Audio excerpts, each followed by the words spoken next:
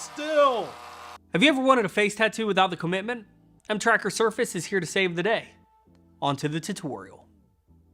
Once you have downloaded mTracker Surface via mInstaller, it can be located in your effects. To apply mTracker Surface, simply click and drag onto the clip that you would like to track. You'll be presented with some on-screen controls here. Definitely be sure to check out our other mTracker Surface tutorials that will go over these controls in depth. So we do know that we're going to do mesh tracking, so we're going to go over to our tracking mode, click this down, and then go over to mesh mode. And then let's go back to our Bezier tools, and we are just going to click around and find the surface area that we are going to track this awesome tattoo of Nick. So you can see that our mesh has been generated. If we would like to increase the mesh density or decrease the mesh density, you can do so by using this slider and click regenerate mesh, and you'll see that that mesh has been updated. So now why don't we go ahead and go to our tracker.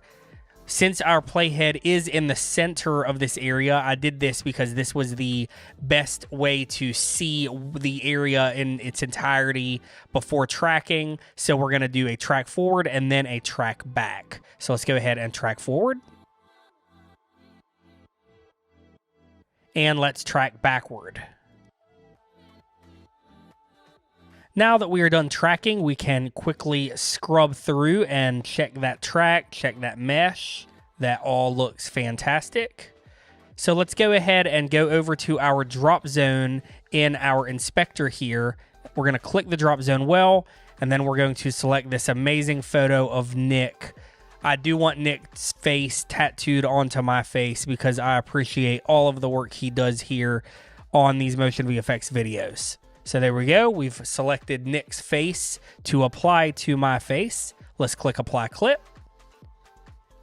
Now we can go into our distortion tools here, and we're just going to very quickly scale this up by clicking shift and scale. And then we will just start changing the perspective here to look as though it's really actually on my face there and curved around. You'll notice that the image is not going outside of the Bezier shape that we created. That's okay. Let's go over to our inspector under effect, and we're just going to change this to track, and then you can see that it has gone outside of that area, and then we can continue to use our distortion tools to just kind of place that where we want it on the face there.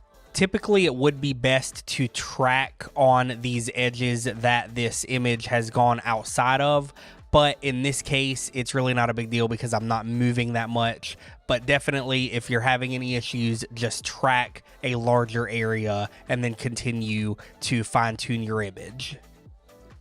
Cool, that looks really good. I would like to go ahead and change my blending mode from normal to multiply, and that's going to look a bit better. And then we will continue to use our distortion tools.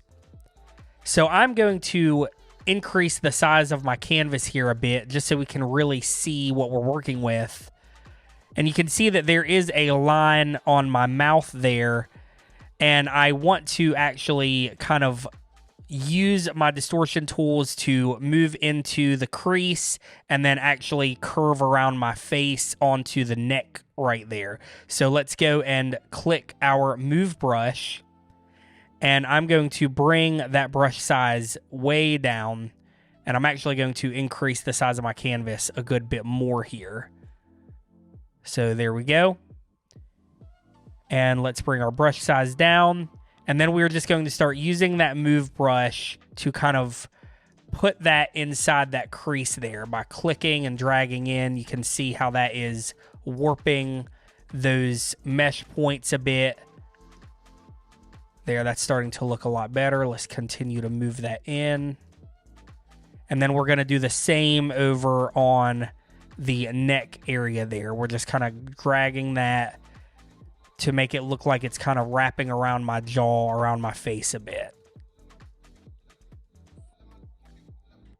It's looking good. We're going to do the same here, just on the edges, just a bit. It doesn't need a lot, but again, we're just kind of wrapping that around my face using those mesh points.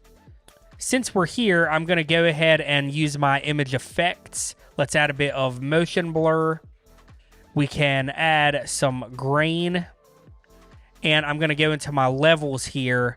And I'm just going to go and into my black point. And I'm just going to raise that up a bit. Just so that it looks a bit more like a realistic tattoo on the skin tone there. I think that looks pretty fantastic. It might be a little bit big. So let's go back to our tools here. I'm going to hold shift and I'm just going to bring that down just a bit. I felt like it was a little too large. Now let's check that out. Have you ever wanted a face tattoo without the commitment?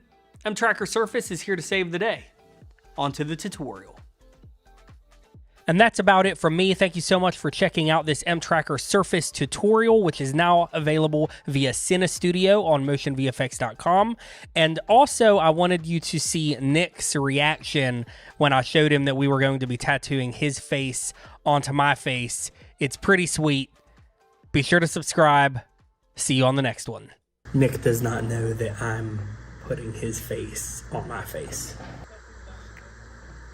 What is the picture? Oh my god, yes, please leave it like that. That's what we're gonna do. Yes. That's creepy looking. What the heck? That's you, so.